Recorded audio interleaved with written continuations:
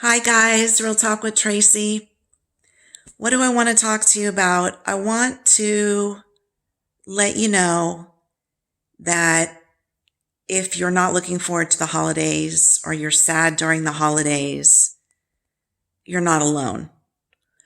A lot of us that had narcissists had or have, depending upon if your narcissists are still alive, if you're still in contact with them, a lot of us around the holidays especially are very sad.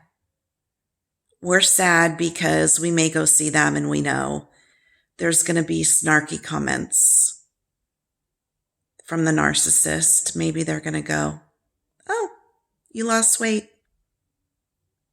Not that much. Like you could still lose more." Just crap like that.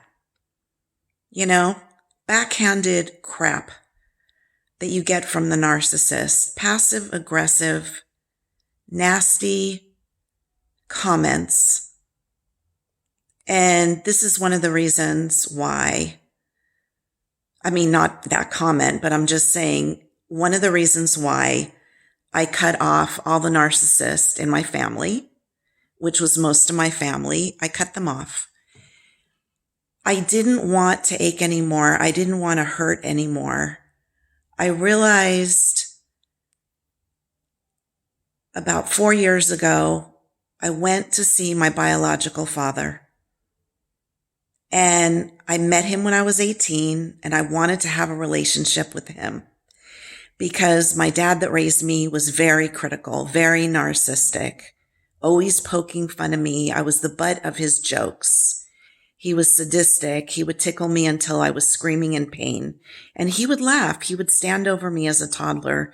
He would laugh. And I never did anything right. I was lazy. I was fat. I was stupid.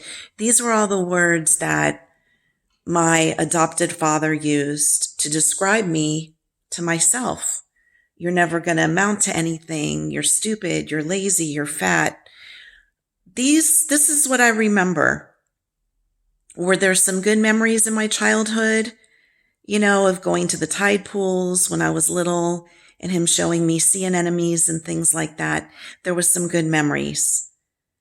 But most of what I remember is constant criticism and feeling like I was never good enough.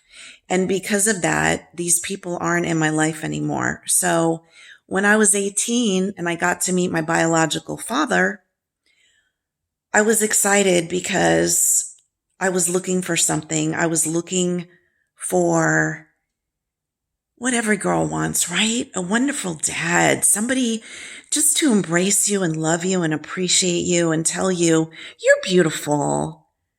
You could do anything and really mean it. Even if I work at a grocery store, even if I work at Kmart, even if I don't get a college degree, just to look at you and tell you, you're enough. Just the way you are, you're enough.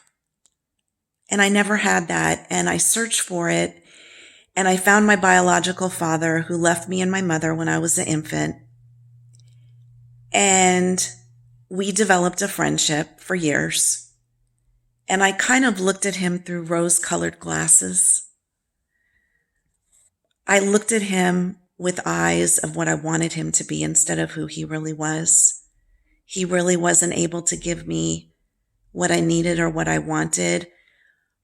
But I pursued that because it was so much better than my abusive uncle that raised me. And over the years, he would say, my biological father, some hurtful things, and I would just kind of ignore it or kind of push it in the back of my mind because I didn't want to accept that this was who he was. And about 4 years ago, I went to visit him and we had gone out for dinner. I had paid to fly to see him. I had paid for a condo to stay near him. I thought I was having a heart attack and I was really bad indigestion, and I went to the hospital that was near him. And across from my room was an empty chair. And I looked at the empty chair for 7 hours. He did not show up. He was busy going to holiday parties. That was his focus. He was eating sandwiches, calling me and telling me about all the delicious food he was eating at holiday parties. And at that moment, I saw him. I saw him. No empathy, no care for me. Why am I even visiting this jerk? He doesn't love me. He doesn't contribute to my life. He's never going to be that loving father that I've always wished for and dreamed for.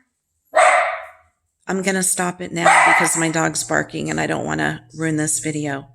But part 2 is coming. I'll tell you about the rest later. Bye, guys. Please subscribe.